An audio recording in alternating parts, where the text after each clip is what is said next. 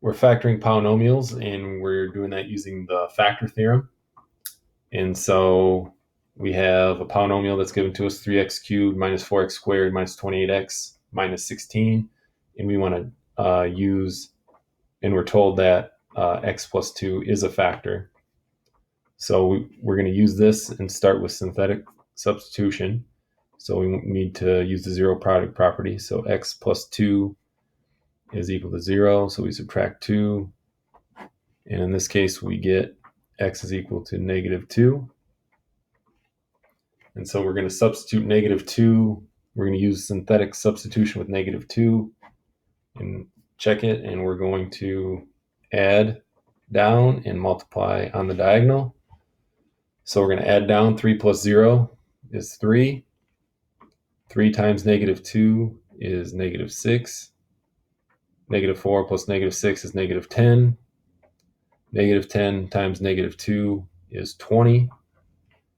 And adding down, we get negative 8. Negative times negative is positive, 16. And then we get our remainder is 0. Now, the reason that we did that, even though we were told that this is a factor, that's so we can know what is left if we take that factor out. So we know that that's the remainder. This is the constant term, this is the linear term, and this is the quadratic term. So we can rewrite this polynomial with this factor factored out. So we have the x plus 2, which we know is a factor because we checked it. And then we have our quadratic over here. The coefficient on the quadratic term is 3. So 3x squared minus 10x. And then our constant term is just minus 8. Now we can factor our last quadratic here. We're going to write down the binomial that we know is a factor. And we have a coefficient of 3 on our polynomial, so I know that, or on our lead term of our polynomial. So I know that that's going to be 3x and x.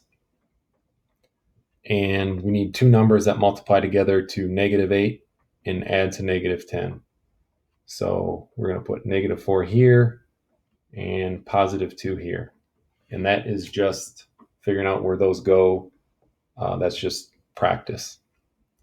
And now we can use the zero product property again to figure out what our zeros are. And we know that we should have 3 zeros, 1, 2, 3. So for this one, if we substitute in a negative 2, we know that that's going to be 0. If we substitute in a positive 4 here, we know that that's going to be 0. And then we can check this one, 3x plus 2 equals 0. Subtract 2. 3x is equal to negative 2. Divide by 3. And then we get x is equal to negative 2 over 3. And so the solutions are x equals negative 2